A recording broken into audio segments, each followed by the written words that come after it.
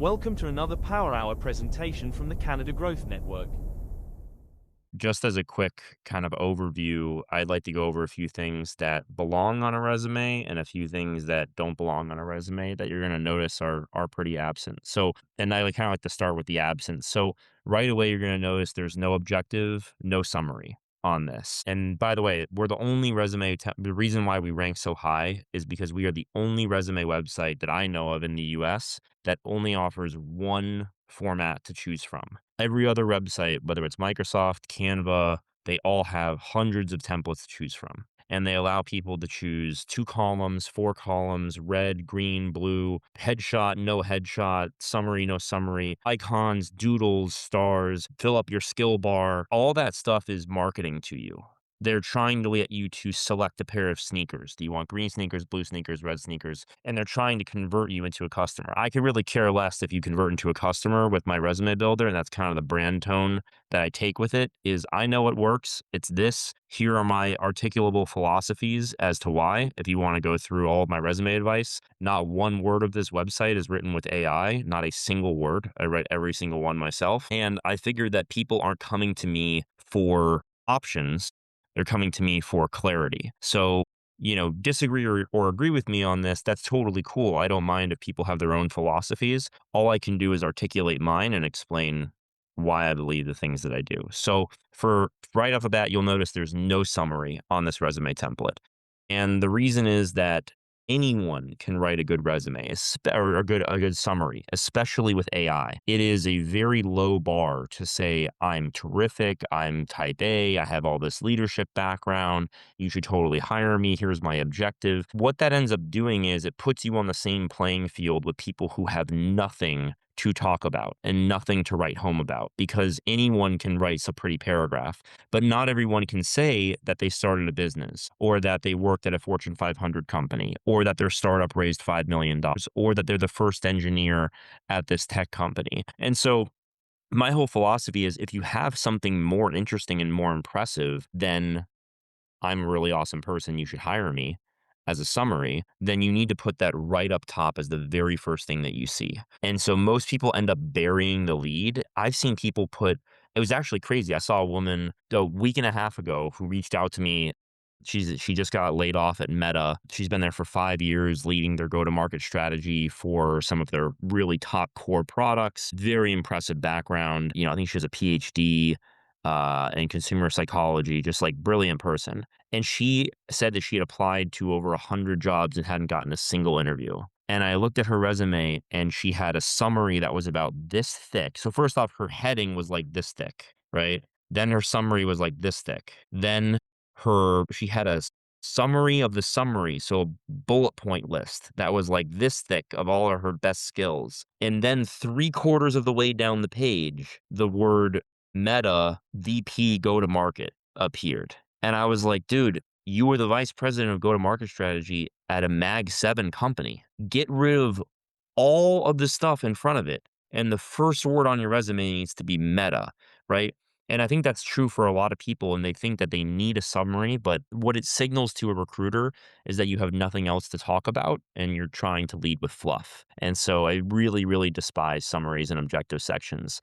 And there's a new philosophy now, I can hear it maybe in one of your heads, about keyword harvesting within the summaries and the objectives. Well, what about trying to get through AI ATS systems? Are summaries useful for that in order to stack keywords on your resume and get through the first screen? And the answer is no, it's not useful because A, you should be applying the jobs that you're qualified for.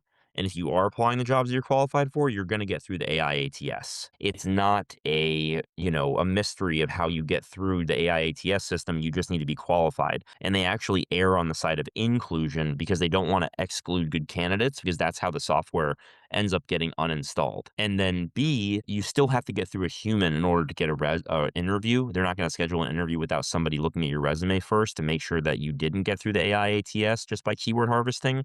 And if they see an objective or a summary section with a bunch of keywords, they're just going to throw you in the no pile right away. So you're shooting yourself in the foot by trying to game the system that way. So everything I do is focused on the human resume screener because that's still the great filter here and the great gatekeeper of who gets a resume.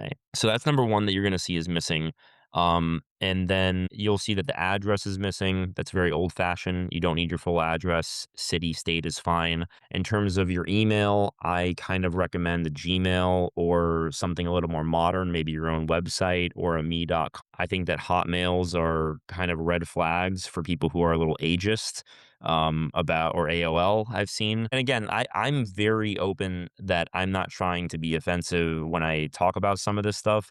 I just try to tell people exactly what's going to get them the most interviews. And something else that you'll hear me say, and that's on my website, is if you have a difficult to pronounce name or an oddly spelled name or something that's not local, try to put a nickname, because there is a lot of subconscious bias that goes on with people who are screening the resumes. And then this is very simple. I mean, I don't think that my template is anything fancy, but good God, are there a lot of terrible templates out there? You can see very basically, we don't do a lot of bolding, company names and dates, right?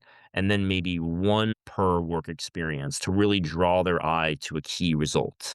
I like to use sub bullet points for that as well to really draw the eye there. I love leading with a company overview in each work experience section, because company numbers usually dwarf individual contributor numbers. So you might say, yeah, I'm a software engineer at Meta, which is cool.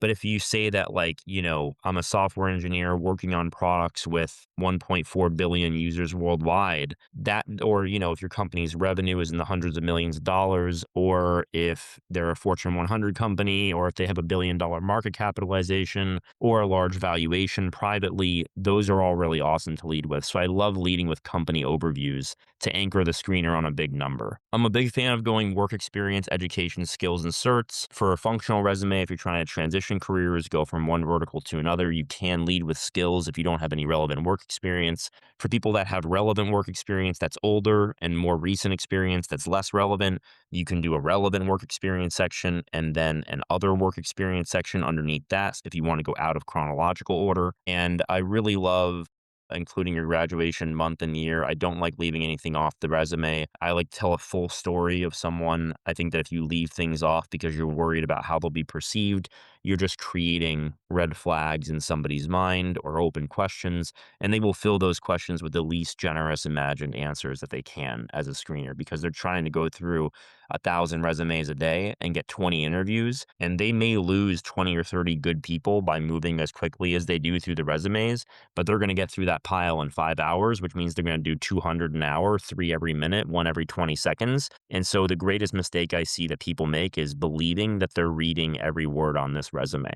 And so you'll also notice it's a one-page format, and I am really, really brutal about trying to convince people to get it to one page. And I know it might seem like cutting off your arm or cutting off your leg when you leave off parts of your work and parts of projects that you poured your heart and soul into 15 or 20 years ago. But the reality is, and I say this, I teach pitching at Techstars how to pitch on demo day. If you're leaving a lot of good stuff on the cutting room floor, everything else that's left should be a fucking banger. And so if you're cutting out great stuff from the background of your career, every single line on this resume should just be so impressive, right? If you're like, oh, I had to cut this thing that was really great.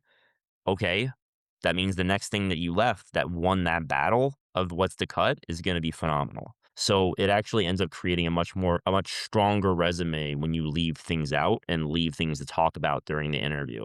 And overall, that kind of brings it back to maybe a centering piece here, that resumes are not a way to describe your life story. They are not a representation of oneself on an 8x11 sheet of paper. They are a tool to get a phone call. And they're in a very emotional document when you think about it normally. But if you stop to think and say, okay, this is just a tool to get a phone call, it becomes a lot less emotional. And I find that people really get into their own heads about resume building and how to craft it and how to write it and what the verbiage is. I really recommend straightforward, plain language. You are not orchestrating anything. You are event planning. You're not a conductor in front of a concerto. You are, you're a marketing coordinator, and so like I like to use plain language with stuff like this. Thank you for watching. We host a free to attend session every Monday from 1 to 2 p.m. Eastern.